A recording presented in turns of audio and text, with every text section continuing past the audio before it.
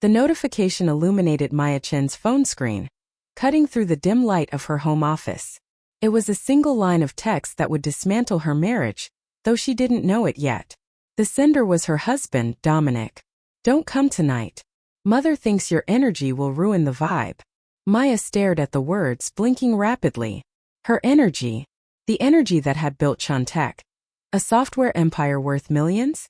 The energy that had just wired the final $2 million for the penthouse at the Millennium Tower in San Francisco?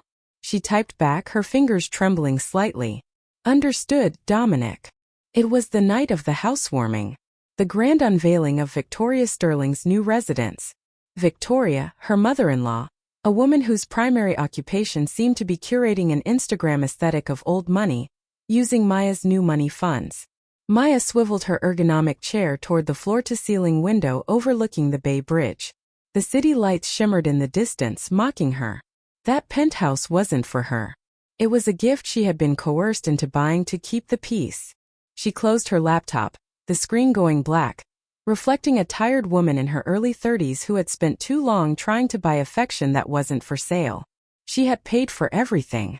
The down payment, the closing costs, the renovations, the imported Italian marble, the smart home integration system. And now she was being told her energy wasn't welcome at the celebration of the very home she owned. She picked up her phone again. No follow-up text. "No, I'm sorry, babe. Just radio silence."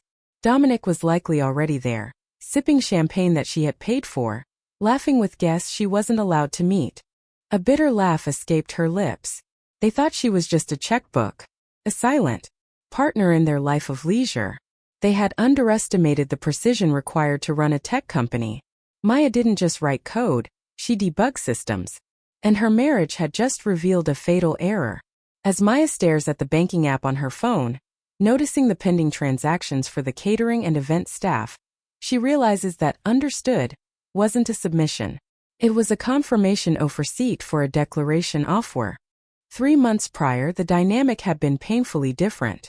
The memory played in Maya's head like a corrupted video file she couldn't delete. It was a Tuesday evening. Dominic had prepared dinner, a rare occurrence. He'd made her favorite risotto, poured a vintage Pinot Noir, and lit candles. Maya should have known then. The grander the gesture, the higher the price tag. "Dominic. Babe, Mom is really struggling. That condo in No Valley. The stairs are killing her knees." Maya had sighed, swirling her wine. Victoria Sterling was 60, not 90. She did Pilates 4 times a week and posted videos of it. Her knees were fine. "Maya, we can look into a ground floor unit, Dom. Or install a lift." "Dominic, it's not just the stairs. It's the environment. She feels unsafe. She saw this place at the Millennium Tower. It has security amenities. It's perfect for her golden years." The Millennium Tower. One of the most expensive addresses in San Francisco. Maya choked on her wine. "Maya. Dom, that's a $5 million property. We are in the middle of a Series B funding round. My liquidity is tied up." Dominic had moved to her side of the table, kneeling, taking her hands. He had perfected the look of the devoted, burdened son. He spoke about legacy, about how Victoria had sacrificed everything for him. A narrative Maya found dubious, given Victoria's history of luxury vacations while Dominic was in boarding school. "Dominic, just the down payment and the mortgage in your name? She'll never ask for anything else. It would mean the world to me, Maya. I feel like such a failure not being able to provide this for her myself." That was the trigger. Guilt. Maya loved Dominic, or she thought she did. She loved the idea of family she never had growing up in foster care. She wanted to belong. Buying the penthouse wasn't about real estate. It was an admission ticket to the Sterling family. So she agreed. She leveraged her personal stock options. She signed the papers. And the moment the ink was dry, she became invisible again. The memory fades, replaced by the cold reality of the present. Maya opens her laptop again, navigating to a folder labeled Sterling Assets. She whispers to the empty room. "You wanted a legacy, Dom? I'm about to give you one." The weeks leading up to the housewarming party were a masterclass in exploitation. Maya felt less like a wife and more like a venture capitalist funding a startup with zero ROI. Every morning brought a new invoice. Victoria didn't ask, She forwarded bills. FWD, floral arrangements essential. The subject lines read. FWD, catering estimate Michelin star chef required. Maya sat in board meetings discussing cloud architecture, while her phone buzzed with notifications of thousands of dollars leaving her account. Crystal stemware, $4,000. Custom silk drapes, $12,000. DJ deposit, $2,500. Whenever Maya tried to intervene, to suggest budget caps or question the necessity of imported peonies in November, Dominic would shut her down. Dominic, don't be cheap, Maya. It's embarrassing. Mom has a reputation to uphold in the city. Her friends are judgmental. We need to show them we're doing well. We are doing well. That was always the phrase. But we weren't working 16-hour days coding. We weren't managing investor relations. Maya returned home late one evening to find Victoria and Dominic in the living room, surrounded by fabric swatches. They didn't hear her enter. Victoria was holding a swatch of gold velvet against the light. Victoria, this will look stunning. It screams opulence. Unlike that drab gray sofa Maya insists on keeping. Maya cleared her throat. They jumped. Victoria didn't look guilty. She looked annoyed at the interruption. Maya, I just paid the final contractor invoice. The penthouse is officially finished. She waited for a thank you, a hug, a smile. Victoria, dismissively. About time. The party is in 2 days. Dominic, make sure the cleaners scrub the floors again. I saw a smudge near the entryway. Dominic nodded eagerly, like a golden retriever. On it, Mom. Maya, can you transfer another $5,000 to the event planner? We went over budget on the champagne tower. Maya felt a hollowness in her chest. She wasn't family. She was staff. Back in the present, Maya looks at the invoice for that champagne tower. It's scheduled to be paid automatically at 9 p.m. tonight. She hovers her mouse over the cancel payment button, her finger twitching. The breaking point hadn't been the invoices. It had been the conversation the night before the party. Maya had come home early from a tech conference exhausted, carrying a bespoke sculpture she'd commissioned for Victoria's foyer, a peace offering. The apartment was quiet, but voices drifted from the terrace. The glass door was slightly ajar. Dominic was on the phone, his back to the living room. Maya paused, intending to surprise him, but his tone stopped her cold. Dominic. Yeah, Mom, relax. The wire hit the escrow account today. The deed is done. Maya frowned. The deed was in her name. Or so she thought. Dominic. Laughing. No, she didn't read the fine print on the transfer addendum. She trusts me. Once the party is over, we can start the process of flipping the title to the trust. By the time she notices, it'll be marital property protected under the new trust structure. Maya felt the blood drain from her face.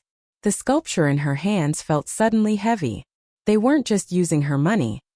They were planning to steal the asset entirely. Dominic. And about tomorrow night. Yeah, I know. I'll handle her. She won't come. I'll tell her you're stressed or something. Nobody wants her tech bro awkwardness ruining the aesthetic anyway. Just let me enjoy the night as the man who bought his mother a penthouse. Maya had retreated silently to the bedroom, placing the sculpture on the floor. She locked herself in the bathroom and stared at the mirror. The successful CEO. The innovator. The fool. She didn't confront him then. Confrontation would give them a chance to lie, to gaslight her. Maya-chan didn't operate on emotion. She operated on data. And she had just received a critical data point. Her husband was an adversary. Maya remembers Dominic's smile when he came to bed that night, kissing her forehead. You're the best, babe. Now sitting in her office, she opens a new browser tab. Search query. California Community Property Asset Freezing. The day of the party, Maya woke up with a headache and a sense of impending doom. Dominic had left early, claiming he needed to supervise the caterers. He kissed her cheek, smelling of expensive cologne she had bought him. Dominic. Take your time getting ready, babe. But maybe wear something less corporate. Mom wants photos. By 4 p.m. Maya was dressed. She wore a sleek, midnight blue gown that cost more than Dominic's car. She looked powerful. She called Dominic to ask when the car service was arriving. Straight to voicemail. She texted, "Ready when you are. Read at 4:05 p.m. No reply. She called Victoria. The line rang twice and went dead. Declined.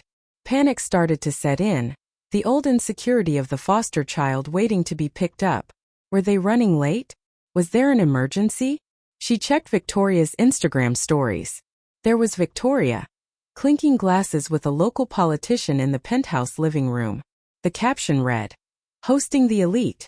So proud of my son for making this happen. #legacy. Maya wasn't in the photo. She wasn't tagged. She didn't exist in their narrative. She called Dominic again. This time it didn't even ring. It went straight to a busy signal. He had blocked her temporarily? Or maybe just set his phone to do not disturb for her specifically. She sat on the edge of her bed, the expensive gown wrinkling. The silence in her own home was deafening. She was the ghost financier of a life she was prohibited from living. The clock strikes 6:45 p.m. Her phone buzzes. It's the message from part 1. Don't come tonight. The final nail in the coffin. Maya stands up, unzips the dress, and lets it fall to the floor. She walks to her closet, not for pajamas but for her laptop bag. Maya sat in her home office, wearing a cashmere hoodie and leggings. The victim Maya was gone, left on the floor with the blue dress. In the chair sat CEO Maya. She read Dominic's message one last time. "Mother thinks your energy will ruin the vibe." She typed her reply. "Understood, darling." She imagined Dominic's relief. He would show the phone to Victoria. They would laugh. "See? She's handled." They would go back to eating Wagyu sliders and drinking vintage champagne. Maya cracked her knuckles. "Let's see how the vibe is when the power gets cut," she murmured. She didn't scream. She didn't cry. She opened her secure banking portal. The interface was familiar, comforting. Numbers didn't lie. Numbers didn't manipulate. First, she pulled up the transaction history. The catering company, Epicurean SF, had a pending charge of $45,000 scheduled to clear at 8 p.m., midway through the event. The status was authorized pending capture. Maya clicked Cancel Authorization. Reason for cancellation: card reported lost/stolen. Fraudulent activity suspected. Next, the real estate file. She called up the digital deed Dominic had mentioned. Flipping the title, she checked the escrow logs. There was indeed a request pending for a title transfer to the Sterling Family Trust, initiated by Dominic using a power of attorney she didn't remember signing. Her eyes narrowed. Forgery? Or just buried in the stack of papers he'd handed her last week? It didn't matter. She was the primary account holder. She picked up her encrypted work phone. It was time to make some calls. She dials a number from her VIP contact list. "James? It's Maya Chun. I need an emergency freeze on all assets linked to the Sterling account. Yes, tonight. And James? Prepare the legal team. I'm reporting a grand larceny in progress." James Sterling, no relation to her husband thankfully, was her private banker at Silicon Valley Bank. He answered on the first ring. "James. Maya. It's 7 p.m. Is everything all right?" Maya. "No, James. I need to execute Protocol 0 on my personal accounts. Specifically, any joint accounts shared with Dominic Sterling." There was a pause. Protocol 0 was the nuclear option. Total liquidity freeze, cards locked, assets seized. James. "Done. Effective immediately. What about the Millennium Tower transaction?" Maya. "Flag it. Dispute the transfer. I want to hold on that property title so tight not even a ghost could walk through the walls. Call 2. Her company's CFO Marcus." Maya. "Marcus, revoke Dominic's company car privileges. The Tesla Model X. Remotely disable it." Marcus. "Maya, he's your husband. He's listed as a consultant." Maya. "Terminate the contract. Breach of NDA. He's been sharing proprietary financial data with third parties. Just do it. Call 3, the most dangerous one. The concierge at the Millennium Tower." Maya knew him. She had tipped him generously during the inspections. Maya. "Henry, this is Maya Chun, the owner of Penthouse 4B. Henry. Miss Chun. The party is lovely. We missed you." Maya. "Henry, I need you to do something for me. Security protocol. There are unauthorized occupants in my unit, attempting to transfer ownership. I need you to escort the guests out. All of them. I understand, Miss Chun, Henry says, his voice dropping to a professional whisper. Should I call the police? Maya smiles coldly.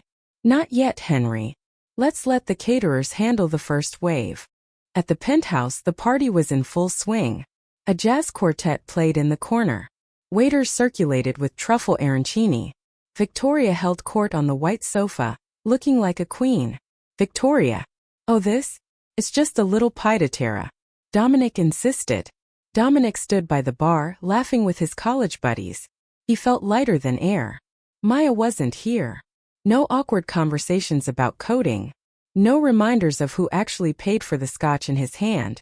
The head caterer, a stern Frenchman named Pierre, approached Dominic.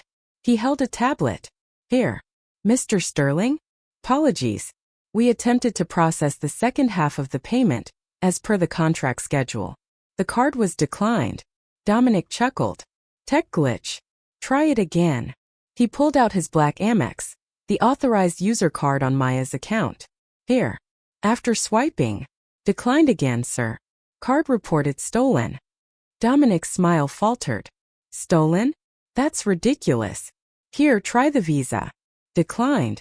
Account frozen. A small crowd was gathering. The music seemed to get quieter. Victoria noticed the commotion and glided over. Victoria. Dominic, what is the problem?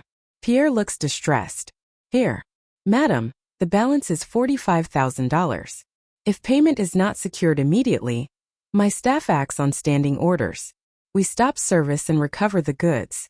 Recover the goods? Victoria gasped. You can't take the food back. Pierre snapped his fingers.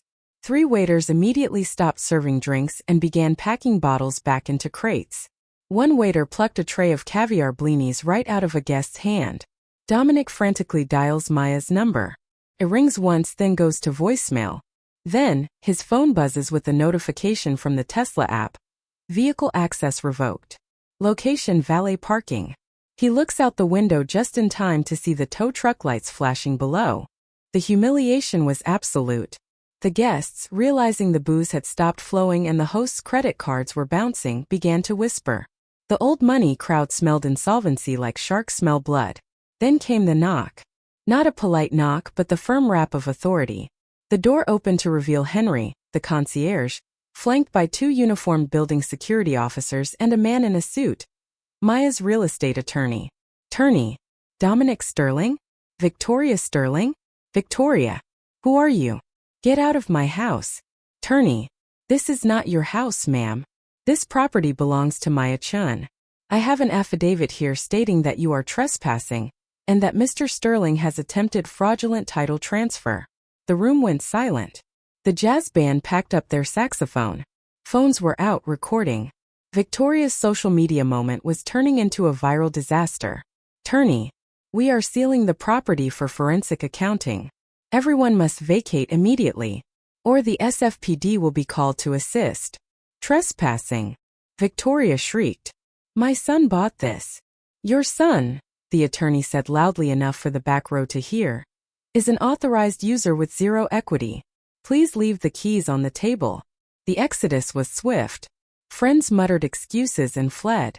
Dominic stood frozen, his phone still in his hand, displaying a text he had just sent to Maya. Pick up. You're embarrassing us. He looked at his mother. Her mascara was running. The illusion of the Sterling legacy had shattered against the hard rock of Maya's bank account. Standing on the curb outside the Millennium Tower, shivering in the cold fog, Victoria turns to Dominic. Fix this, she hisses. Dominic looks at his phone. A new notification from LinkedIn. Maya-chan has updated her relationship status. Maya sat in her favorite ramen shop in Japantown, enjoying a steaming bowl of tonkatsu. Her phone lay face down on the table. When she finally turned it over, she had 47 missed calls from Dominic and 12 from Victoria. She didn't listen to the voicemails. She opened her email and drafted a message to her lawyer. Proceed with the divorce filing. Cite irreconcilable differences and financial infidelity. And please ensure the restraining order regarding the company assets is served tomorrow morning. Her phone rang again. It was Dominic. She answered this time. Dominic. Voice cracking. Maya. What have you done? Mom is hysterical. We're on the street. The Tesla wouldn't start. You ruined everything. Maya. No, Dom. I didn't ruin anything. I just stopped paying for the production. Dominic. Babe, please. We can talk about this. Mom didn't mean it. She loves you. Just unlock the cards. Let us back in. Maya. The vibe was wrong, Dominic. Remember? My energy.